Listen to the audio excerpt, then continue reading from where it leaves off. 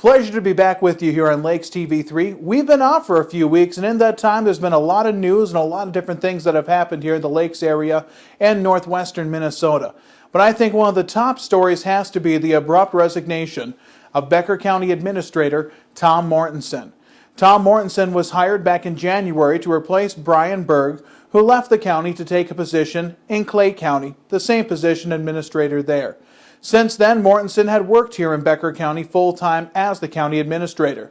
At the end of August, Tom Mortensen abruptly gave his resignation, and it got a lot of people in town talking. At a Friday meeting a few weeks ago, the Becker County Board of Commissioners, in a 3-2 vote, decided to accept that resignation, with the 2 dissenting votes being John Hokeson and Jerry Schramm, and the 3 votes to accept the resignation going to Barry Nelson, chairman, co-chairman or the assistant chairman, Larry Knutson, and Don Scarry. So they accepted the resignation. During that Friday meeting, Tom Mortensen said he was forced to resign. And since then, that's sparked a whole lot of controversy about a lot of people here in Becker County. A lot of people asking the same questions I'm sure you've asked yourself and I've asked. Why? Just a week before the abrupt resignation of Tom Mortensen, there was a performance review. At that performance review, Tom Mortensen was given a favorable review, and after that favorable review was given a raise. Now, that was part of his contract agreement that if he did receive a favorable review, he would get some kind of an increase in compensation. But how do you go from a favorable review to a week later, as he states, being asked and forced to resign from your position?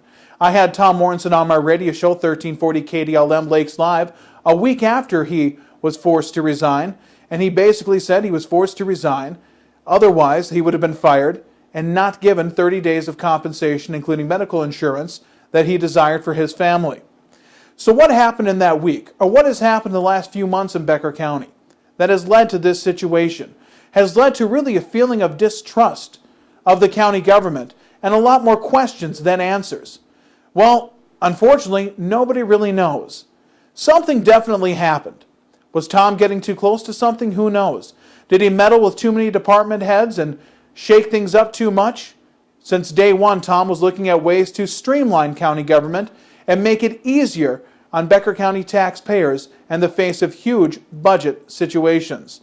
In the end, Becker County is holding its tax levy to 0%, which means county people will not see an increase in property taxes, at least at the county level, although that's not entirely true because of the end of a homestead tax credit. It's just the county won't actually be collecting any more. That's actually going to end up going to the state.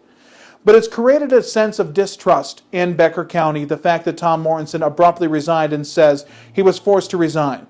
The story goes, 2 commissioners, along with the county attorney, walked in on a Monday morning and demanded his resignation or told him he'd be fired. And it didn't appear that the rest of the county commission knew what was going on. Or maybe they did and they chose just to pretend like they didn't know exactly what was going on.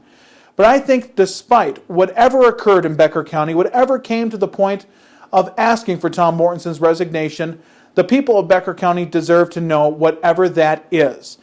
I know there are HIPAA laws and different things, but we can't hide behind those.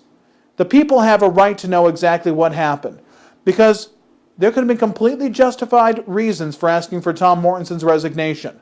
But the way this has gone down, it's hard for the average person to see that.